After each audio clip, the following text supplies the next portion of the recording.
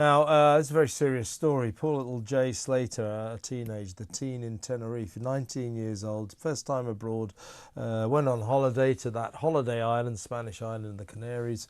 Was staying in one of the resorts there, Playa de las Americas, and he went to a music festival on Sunday night. Apparently left with a couple of what we told were British lads who drove him to their place they lived there, in a very remote area of the island, about a 10-hour walk from Playa de las Americas.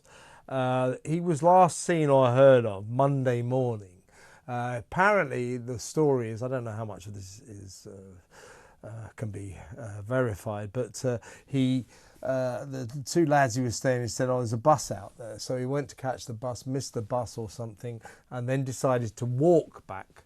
This is the story anyway, to Playa de las Americas, and that's a 10-hour walk in hot conditions, very remote, difficult to find your way around. He phoned a friend with only a minute of power left on his phone Monday morning, and that really was the last anyone heard of him. He mentioned that he cut his leg on a cactus. He was feeling very thirsty, dehydrated maybe. So the kid is missing. Massive search going on now.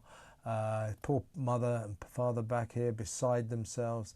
There's a girl in Tenerife who's distraught. We tried to get her on the show. She's too upset to come on. She's the last person he spoke to. But we thought we ought to speak to someone about the difficulty or the nature of this kind of search, because she knows what the hell she's talking about. She is the former Chief Constable of Northumbria, Sue Sim, who was in charge, you remember, back in 2010 of that very famous search for Raoul Moat up there in Northumbria, and she became a sort of celebrity. She's on the telly every night, but she knows about searches. So a warm welcome to Sue Sim. Thanks for joining us, Sue. Hello, Kevin. Well, you know about searches. You've seen the stories, you've seen the terrain. Obviously, there's a lot of coppers on the case, a lot of people on the case. What would you be doing now to try to locate, try to find poor little Jay Slater? Well, there's a couple of things. Firstly, you'd be wanting to speak to the young lady who was apparently the last person who spoke to him. You'd be wanting to find out exactly what he'd said to her. And then what you'd be trying to do, they have already, by the looks of the newspapers, they have already searched his hotel room. They've found his passport. They've found money. Although she again has said that he has a credit card with him or some sort of card with him. Now, the one thing that I can say about this is I've been fortunate enough to I know this terrain very, very. We've got a bad connection there, which is really annoying. Can we get Sue back so she knows? Are you there, Sue? Hang on a second. Yes, I am sorry. Okay, no, it's not your fault. We've got a bad connection, but I think you're back with us. You were just saying that you know that this terrain, so tell us about it. Yes, I do know the terrain. It is one of the most beautiful parts of Tenerife. It is also one of the most dangerous places to go missing. There are all sorts of tracks that people can wander off the main road. If he was walking, if he'd set a maps for walking, the walking trails are not near the main road. So he probably wouldn't be on the main road. Again, reading the papers and seeing the news coverage, he'd been out at a 3-day concert. He was saying he was very dehydrated. It's unfortunately a very, very easy area to get lost in. The And consulate go on, carry on, Sue. Sorry.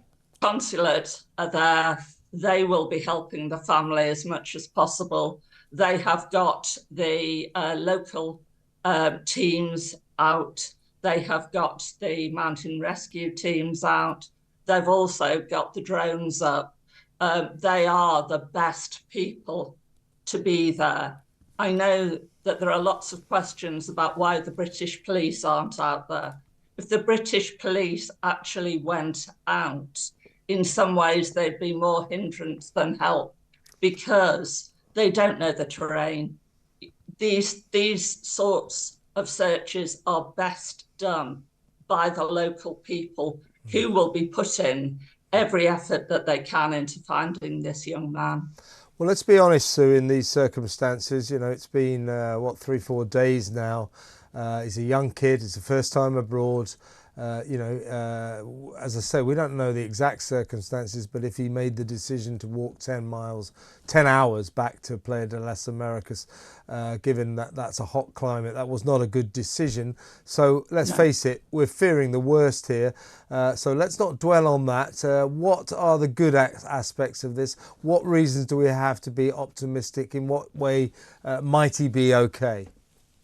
Well, what they're saying is for Tenerife, the weather isn't as hot as it can be. There are plenty of places in that sort of locale where there are caves. There are places that he would be able to try and seek shelter. But if he's become very disoriented, it unfortunately it doesn't look good. But of course, the other thing is, it could well be that somebody has found him. Don't forget, you're talking about Spanish-speaking community. Mm-hmm. This community. We're losing her again. But he could actually be looking. This is really annoying. We keep losing Sue at a very key point. I think. Well, listen. Shall we thank Sue? I think she's made all her really good points. So that's Sue Sim. Thank you, Sue. If you can still hear me. Sorry, the line went dead there. We got to the gist of it. As she was just saying, it's possible he could have been found by a Spanish community, a remote community that are not in touch, don't even know this is developing into a big story. You know what kids are like. He's probably could be having a few drinks and enjoying himself. But let's keep our fingers crossed and keep our thoughts with Jay Slater and his poor parents back here in Lancashire. We'll keep you in touch with that story, obviously, as it develops. Let's hope there's a happy ending. So our thoughts with Jay Slater next.